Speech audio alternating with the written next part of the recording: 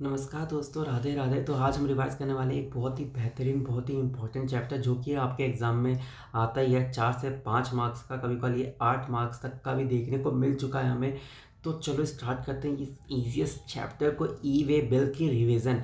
चलो सर, हम देखते हैं सबसे पहले सर ई-वे बिल की रिक्वायरमेंट क्या होती है। सर 50,000 से वैल्यू की कंसाइनमेंट की वैल्यू है तो आपको ई-वे बिल बनाना कंपलसरी है। मतलब क्या हुआ सर, इंक्लूडिंग जीएसटी है, without GST. Sir including GST आप कंसाइनमेंट की वैल्यू देखनी ही देखनी पड़ेगी। लेकिन कहीं कहीं कुछ केसेस दे रखे हैं, 2 केसेस जिसमें ना आपको कंसाइनमेंट की वैल्यू नहीं देखनी होगी, irrespective of its value what ever it will be. 50,000 से कम हो या 50,000 से ज़्यादा हो, आपको ये बिल बनाना पड़ेगा। वो क्या है, एक तो पहला है जॉब वर्कर का केस, दूसरा है इन case of movement of handicraft good. अगर हैंडीक्राफ्ट गुड की अगर हम बात करें तो इरिस्पेक्टिव ऑफ इट्स वैल्यू 50,000 से कम हो या 50,000 ज़्यादा हो, आपको ई-वे बिल बनाना ही बनाना पड़ेगा।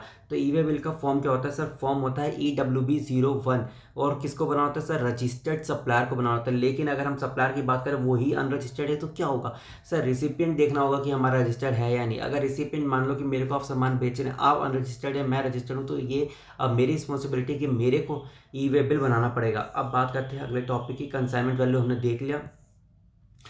General movement without generating of e-way bill क्या वैलिड है? नहीं sir, it is not allowed. लेकिन इसमें एक एग्जाम्पल दे दिया है कि अगर सर हम विद इन स्टेट दिल्ली में ही हम सप्लाई कर रहे हैं, और लेकिन क्यों हो रहा है, जनरल मूवमेंट है, ये सप्लाई नहीं है, इट्स अ जनरल मूवमेंट। मतलब क्या हुआ सर, हमें ना जो यहाँ से मैंने अपने सामान रिक्शे से भेज दिया ट्रांसपोर्टर के जहाँ पे, तो समझ लो कि मैं हर इनक्लेव में रह रहा हूँ और मैंने मंगोलपुरी जो ट्रांसपोर्टर है ना वहाँ पे है, तो मैंने यहाँ से रिक्शे से आउट कर दिया है, ठीक है, या किसी एक नॉर्मल व्हीकल से आउट कर दिया फॉर द फाइनल मूवमेंट, और वो विद इन 50 किलोमीटर आता है, विद इन सेम स्टेट आता है, और एक जनरल मूवमेंट है, नॉट इन अ सप्लाई, तो इस केस में ई-वे बिल को एग्जेम्प्ट कर दिया गया है।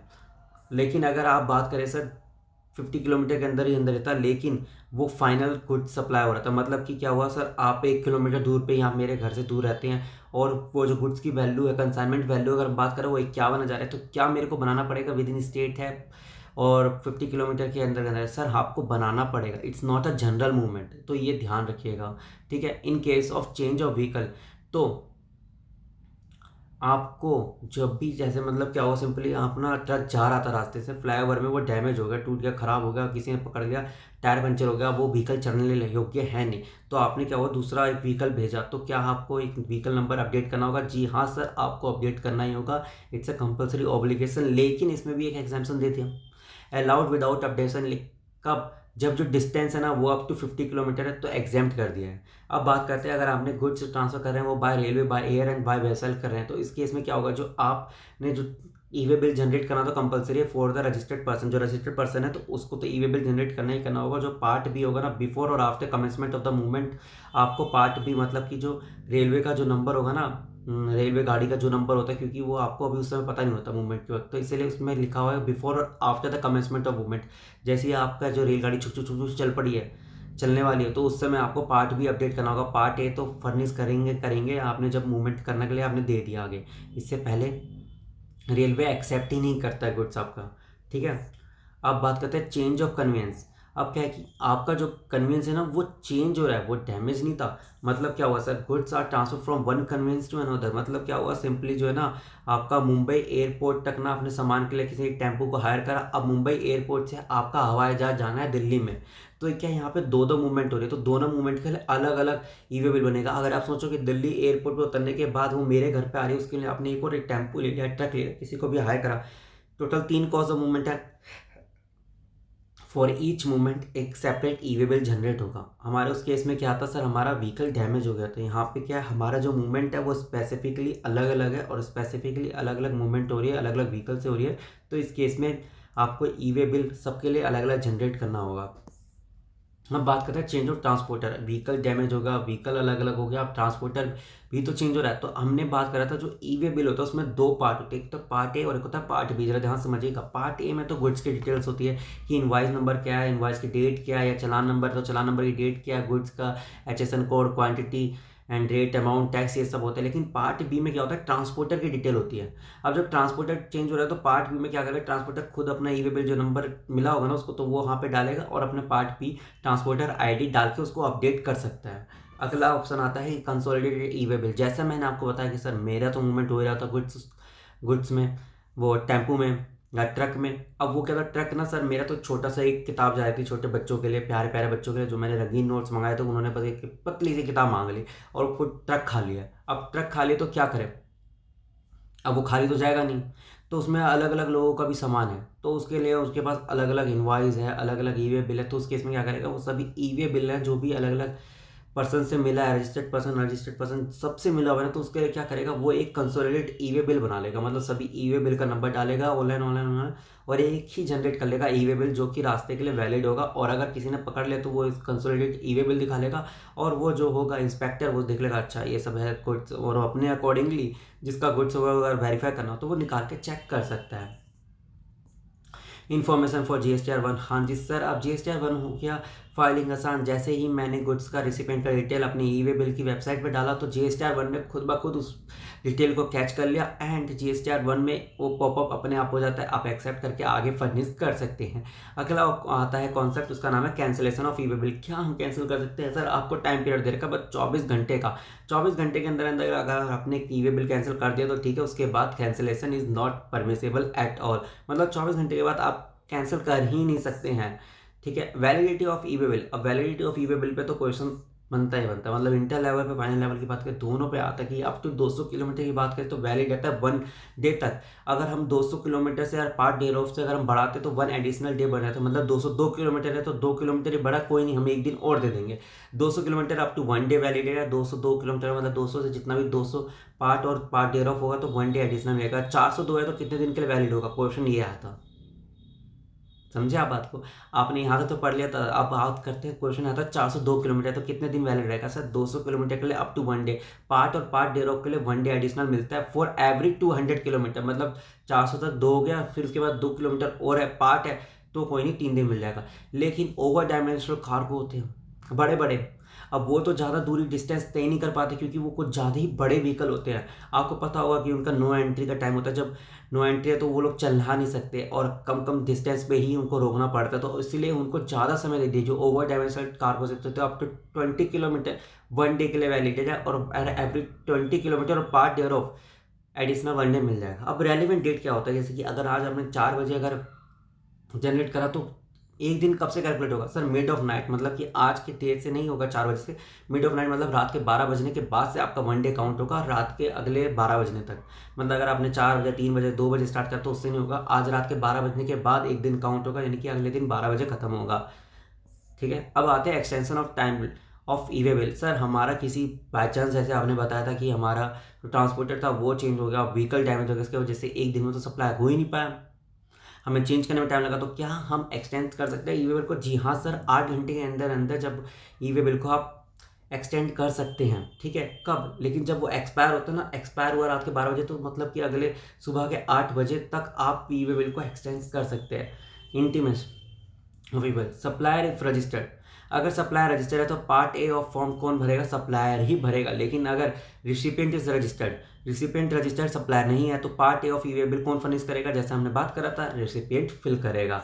अगला आता है where the person to whom the information has been made available does not communicate his acceptance. वो भाई बहुत अच्छा, मतलब क्या हुआ जैसे कि ना आपने मेरे को सामान बेच रहे थे, ठीक है। अब क्या है कि ना मेरे पर ई वे बिल आपने बना दिया, बट मैंने क्या अपनी खुद की एक्सेप्टेंस दी थी कि ये मेरे को माल चाहिए नहीं चाहिए, आपने बोला कि सर ट्राई करो, आपने भेज दिया। तो सर मेरे पे डिपेंड करता है कि मैं चाहूँ तो उसको एक्सेप्ट कर भी सकता हूँ, उसको चाहूँ तो रिजेक्ट भी कर सकता हूँ। लेकिन कितना टाइम पीरियड है? 72 आवर्स। अगर 72 घंटे के अंदर अंदर आपने अगर एक्सेप्ट कर लिया तो ठीक है, अगर आपने एक्सेप्ट नहीं भी किया ना तो 72 घंटे जैसे ही एक्सपायर हो गए ना, उसके बाद मान लिया जाएगा कि आपने एक्सेप्ट कर लिया विच एवर इज अर्लियर। मतलब 72 आवर्स से पहले पहले चाहो तो आप एक्सेप्ट कर भी सकते हो। अगर 72 आवर्स के बाद अगर आपका टाइम एक्सपायर हो गया तो मान लिया जाएगा कि आपने वो ई वे बिल एक्सेप्ट कर लिया है। इंपॉर्टेंट, मेजरली इंपॉर्टेंट, मतलब circumstances when e way bill not required, practical life में भी इंपॉर्टेंट, एग्जाम के लिए भी इंपॉर्टेंट, इंटर और फाइनल लेवल हो उसके लिए भी इंपॉर्टेंट है। No e way bill is required, कौन कौन से केस है जिसमें ई वे बिल नहीं लगता? टोटल हमारे पास है 20 केसेस, 5 मार्क्स का क्वेश्चन देखने को मिलता है, और टोटल आप मतलब 8 पॉइंट भी लिख लोगे तो एग्जामिनर आराम से 4 से 5 मार्क्स दे ही देता है। चलो भाई स्टार्ट करते हैं। अब बात करते हैं petroleum gas for supply of house hold non domestic exempted category goods. अगर कोई गैस आप सप्लाई कर रहे हो, petroleum gas for supply of house hold, house supply to house hold and non domestic exempted category goods है, हाँ sorry, हाँ liquefied petroleum gas LPG. LPG जो है आप सप्लाई करो हाउस होल्ड, एलपीजी घर के लिए सप्लाई करो, LPG supply to house hold and non domestic exempted category है। अगर नॉन डोमेस्टिक है लेकिन एग्जेम्प्टेड कैटेगरी ऑफ कस्टमर है ना, तो ईवी बिल नॉट रिक्वायर्ड है, ईवी बिल जरूरत नहीं है। कैरोसिन ऑयल सोल्ड कर रहे हो अंडर पीडीएस स्कीम, तो सर ईवी बिल जरूरत नहीं है। पोस्टल बैगेज है transported by the department of post, postal baggage है transported by the department of post, ये सब रट्टा लगाने वाला है, तो ईवी बिल नहीं लगेगा। नेचुरल और कल्चर्ड पर्ल्स एंड प्रेसिस और सेमी प्रेसिस स्टोन्स, मतलब बेटा गोल्ड ज्वेलरीज, इन सब के लिए ईवी बिल नहीं लगता। पता चला आपने यहाँ पे एंट्री करी, वहाँ पे उन चोरों को एंट्री मिल गई और सीधा ढचा ढचा खत्म कहानी। इसी के लेकर हमने आगे हमें इसको खींचना होगा। मतलब सेमी प्रेसिस गोल्ड हुआ तो फिर ज्वेलरी की बात आ जाएगी, गोल्ड स्मिथ सिल्वर स्मिथ आगे 2 पॉइंट। तीसरा पॉइंट करेंसी याद रख लेना। चौथा आता है used personal and house hold effect, आपने खुद के पर्सनल यूज़ के लिए सर आप सामान ले रहे हैं, तो उसके लिए क्या ही ईवी बिल बनाते रहेंगे बार बार। अगर आप विशाल मेगा मार्ट पे आवाज जा रहे हैं, यहाँ पे शॉपिंग करने जा रहे हैं, 50,000 रुपये से ज़्यादा ले लिया, तो क्या सर ईवी बिल बनाते रहेंगे, पर्सनल यूज़ के लिए आप ले रहे हैं, ठीक है। और कॉल अनवर्क एंड वर्क कॉरल है, इन सब के लिए भी बिल नहीं लगता है। Where the goods are being transported by the non motorise vehicle, sir रिक्शे से सामान बेच रहे हो सर रिक्शे पे मेरे को बता दो सर व्हीकल नंबर कहाँ लिखा रहता है, नॉन मोटराइज व्हीकल है, रिक्शा है, साइकिल पे सामान जा रहा है, कहाँ पे लिखा रहता है व्हीकल नंबर साइकिल पे, आप बना ही नहीं सकते। तो उन्होंने पता था सर आप बना नहीं सकते नॉन मोटराइज व्हीकल, याद रखना नॉन मोटराइज व्हीकल पे भी बिल नहीं बनता। क्यों बार बार बोल रहा हूँ, क्योंकि इस पे 1 मार्क्स का भी क्वेश्चन आता है। आपको बोला जाएगा कि सर ये ऑडिटर गया था ऑडिट पे, सर 2 लाख का सामान ना सर रिक्शे पे पाइप आया था और उसने ई वे बिल नहीं बनाया, तो बताओ सर इसकी लायबिलिटी क्या होगी। सर कोई लायबिलिटी नहीं होगी, नॉन मोटराइज व्हीकल के केस में ई वे बिल की कोई ज़रूरत नहीं होती है। अगला है क्या है, where the goods are being transported by from the custom port airport air cargo and land custom station to an inland content deport. मतलब सिंपली क्या है सर, आपका जो है व्हीकल आया, मतलब आपका जहाज आया, एयरपोर्ट तक लग गया, अब वहाँ से सामान उतार के आपको कस्टम स्टेशन तक ले जाना है। अगर आप सर आप पूरे दिन भर यही खेलते रहोगे, चलान बनाओ फिर ई वे बिल बनाओ, चलान बनाओ ई वे बिल बनाओ वेयर हाउस तक रखो, चलान बनाओ ई वे बिल बनाओ वेयर हाउस पे रखो, तो सर कस्टम वैसे ही बहुत बिजी रहता है और वो अपना काम नहीं कर पाएगा। इसलिए 10th और 11th पॉइंट में उसको एग्जाम्प्ट कर दिया। गुड्स एग्जेम्प्टेड फ्रॉम जीएसटी, अगर जीएसटी से ही एग्जाम्प्ट है तो काइक का ई वे बिल काइक का, इसलिए नहीं बनाएंगे। दूसरे में high speed motor diesel spirit, इन सब में ई वे बिल की जरूरत नहीं होती। स्केड्यूल 3 आइटम में वो जीएसटी से एग्जाम्प्ट है तो इसको यहाँ से एग्जाम्प्ट कर दो। नेपाल और भूटान में कोई ट्रांजिट हो रहा है गुड्स का तो उसको भी एग्जाम्प्ट करते हैं। Any movement of cost defence की अगर कोई हम बात करें इक्विपमेंट जा रहे हैं तो वो भी एग्जाम्प्ट करते हैं। सेंट्रल गवर्नमेंट स्टेट गवर्नमेंट उनको तो पहले से एग्जाम्प्ट है तो उनको यहाँ से भी एग्जाम्प्ट कर दिया है। For transport of goods by rail, लेकिन कहाँ से transport of goods by rail, rail द्वारा हो रहा है। तो where exempt cargo container are being transport, empty cargo containers transport हो रहे हैं, एम्प्टी उसके अंदर कुछ नहीं है बेटा, कंटेनर है, खाली डब्बे जा रहे हैं, तो उनको भी एग्जाम्प्ट कर दिया गया है। ये सब अब बाकी सब पढ़ लेना, बहुत ईजी, तो ऊपर के 5-6 पॉइंट याद कर लेना, आपका काम बन जाएगा, ठीक है। और एक हाँ नॉन मोटराइज व्हीकल वाला याद रख लेना, क्योंकि उस पर केस आते ही आते हैं। और रियलिटी बताऊँ ना, प्रैक्टिकल लाइफ के लिए बहुत ज़्यादा इंपॉर्टेंट है। Document and devices to be carried by the person in charge for convenience, कौन कौन डॉक्यूमेंट लेंगे भाई, इनवॉइस और बिल ऑफ सप्लाई तो रखना ही रखना, copy of e way bill रख लेना। लेकिन हम बात करते हैं सर क्यूआर कोड जनरेट कर रखा है, आपने अब पढ़ा होगा कि लिमिट है 5 करोड़ से ज़्यादा, तो आपको ऑनलाइन एक क्यूआर कोड जनरेट करना होता है स्पेसिफिक अमाउंट से, तो उस इनवॉइस से रिलेटेड, तो जो सच नंबर है वो वैलिड रहता है up to 30 days. Sorry cold हो रखा है तो बार बार वही आ रहा है, स्नीजिंग हो रही है, खांसी आ रही है। हाँ तो क्या करते हैं, क्यूआर कोड है उन्हें जनरेट करने की अगर रिक्वायरमेंट है आपको, मतलब कि क्या हुआ सर आपका जो टर्नओवर है 5 करोड़ से ज़्यादा है, तो आपने पढ़ा होगा कि आपको ऑनलाइन जाके एक क्यूआर कोड निकालना होता है अपनी इनवॉइस का, तो वो कब तक वैलिड रहता है, वो सर 30 डेज तक वैलिड रहता है। और साथ ही साथ इसमें ई वे बिल में एक बात और कह दी कि सर अगर आपको एक क्यूआर कोड बना रहे हो तो सर ई वे बिल बनाने की जरूरत भी नहीं है, सिंपली ये था। Verification of document of convenience by the valid officer, तो अब इसके ऊपर भी आपका एक क्वेश्चन आता है। असमरी रिपोर्ट, मतलब कि आपका इंस्पेक्शन ना जब ट्रांसपोर्ट रहा तो उस समय ना इंस्पेक्टर आ गया, उसने इंस्पेक्शन करना स्टार्ट कर दिया, तो सर क्या क्या है, तो समरी रिपोर्ट पहले तो एक जो इंस्पेक्टर होगा ना जो भी आपका इंस्पेक्शन कर रहा है, तो वो जो समरी रिपोर्ट होगा ना वो रिकॉर्ड करेगा by the proper officer in part A of the GST E way bill 03, मतलब कि वो ई वे बिल 03 अपना खुद का फाइल करेगा, उसमें पार्ट ए में अपनी जो भी समरी इंस्पेक्शन रिपोर्ट होगी वो होगा। और with in 24 hours of inspection, मतलब 24 घंटे के अंदर अंदर ना 24 घंटे के अंदर अंदर ये समरी रिपोर्ट फाइल करेगा। एंड द फाइनल रिपोर्ट जो होगा in part B of same form GST EWB e way bill 03 में with in 3 days of such inspection final report file करेगा। मतलब पार्ट ए में तो समरी रिपोर्ट जाएगी 24 घंटे के अंदर अंदर, दूसरा है पार्ट बी में विद इन 3 days के अंदर अंदर फाइनल रिपोर्ट चली जाएगी। फर्दर पीरियड आपको मिल सकता है बट 3 दिन से ज़्यादा नहीं मिलेगा। लेकिन अगर फिजिकल वेरिफिकेशन में अगर आपका ज़्यादा ही टाइम वेस्ट हो रहा है, 30 मिनट हो चुके हैं, तो आप अगर चाहे तो वो जो ट्रांसपोर्टर है वो खुद भी अपना एक ई वे बिल फाइल करेगा कि सर ई वे बिल 04 में, और बोलेगा कि सर हमें अननेसेसरी इंस्पेक्शन के नाम पर रोका जा रहा है। ठीक है, restriction on furnishing E way bill, इस पे भी क्वेश्चन आता है। 4 मार्क्स का क्वेश्चन, 4 पॉइंट याद रखना। इस पे क्वेश्चन आता है being a person paying tax under section 10। Section 10 में कौन से लोग आते हैं सर? कंपोजिट स्कीम वाले लोग। याद रखना आपको सेक्शन 10 लिख कर आना है, ना कि आपको लिख कर आना है कि सेक्शन वो कंपोजिट स्कीम आपने अडॉप्ट करके ना सर, सेक्शन 10 लिख कर आना है। बच्चों ने लिख कर आया composite scheme, I don't know क्यों मार्क्स नहीं दिए, नहीं पता। Statement in form GST CMP 02 for 2 consecutive quarter, मतलब 2 कॉन्जिक्यूटिव क्वार्टर के लिए अगर आपने जीएसटी CMP 08 फॉर्म फाइल नहीं करा है तो सर क्या होगा? आपको ई वे बिल रेस्ट्रिक्ट कर दिया जाएगा। मतलब क्या होगा सर? आप मूवमेंट ऑफ गुड्स नहीं कर पाएंगे। मतलब कि आपका धंधा बंद हो रहा है। आप खुश मत हो कि सर अरे वाह वाह वाह वाह सर, हमें तो ई वे बिल जनरेट करने की जरूरत ही नहीं है। सर आपका धंधा बंद कर दिया है, सिंपली वर्ड में अगर ये बोले तो। Being a person other than a specified, वो मतलब कि रजिस्टर्ड और रेगुलर टैक्स पेयर की बात हो रही है। And has not furnished the return for a consecutive period of 2 tax period, मतलब कि अगर आपने क्वार्टरली अगर स्कीम ले रखी है तो 2 क्वार्टर QRMP स्कीम में, अगर 2 वैसे नॉर्मल स्कीम है मंथली तो 2 GSTR1 की बात हो रही है। Being a person other than the person specified in clause A has not filed a statement outward supply for any 2 month or a quarter as the case may be, जब मैं बता चुका QRMP स्कीम है या GSTR1। Being a person whose register has been suspended under rule 21A में अगर आपका registration ही suspend कर दिया गया है डिपार्टमेंट द्वारा तो भी आप ई वे बिल जनरेट नहीं कर सकते। टैक्स इनवॉइस का मतलब क्या है? टैक्स इनवॉइस का मतलब वही है जो रूल 46, 46A एंड 49 में दे रखा है। अब again important question, e way bill in case of bill to ship to model, इस पे क्वेश्चन आता है। 4 मार्क्स का केस स्टडी धमाकेदार। मतलब क्या होगा सर? आपने क्या बोला कि सर मेरे सप्लाई आप हाँ ठीक है, आप एक रजिस्टर्ड पर्सन हो, मैं भी एक रजिस्टर्ड पर्सन हूँ, लेकिन आपने मेरे से सामान गुड्स खरीदा। आपने बोला कि सर एक काम करो सर, मेरे ही क्लाइंट के प्लेस पे आप छोड़ दो। मतलब क्या होगा सर? आप भी दिल्ली में रहते हो, मैं भी दिल्ली में रहता हूँ, बाय बाय है, लेकिन आपका जो क्लाइंट है वो रहता है जयपुर में।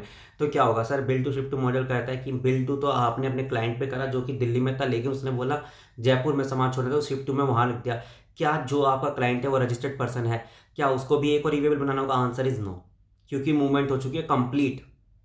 हमने बात करते हैं सर मूवमेंट पे ही गुड्स बनता है, ई वे बिल बनता है। याद रखना टर्म यूज हुआ है मूवमेंट। मतलब bill to shift to model में मतलब कि मैंने अपने भाई को बोला कि मैं तेरे पे बिल बना रहा हूँ, बिल टू में तेरा नाम लिख दिया, शिफ्ट टू में वहाँ पर रख दिया, वहाँ ट्रक गया, वहाँ सामान रख दिया, मूवमेंट खत्म हो गया, क्लोज। तो एक और ई वे बिल बनाने की जरूरत नहीं है, नो नीड टू फाइल। ठीक है, अगर चाहो तो बना सकते हो, कंपल्सरी मना नहीं करा है। आपको बोला है कि नो नीड, आवश्यकता नहीं है। ठीक है, बिल टू शिफ्ट मॉडल हो गया खत्म। एक रिक्वेस्ट आखिरी में जाते थे करूँगा हाथ जोड़ के, भाई 150 से ज़्यादा वीडियो बना दे, 150 सब्सक्राइबर भी नहीं हुए अभी तक, प्लीज़ सब्सक्राइब कर दो चैनल यार। Thank you.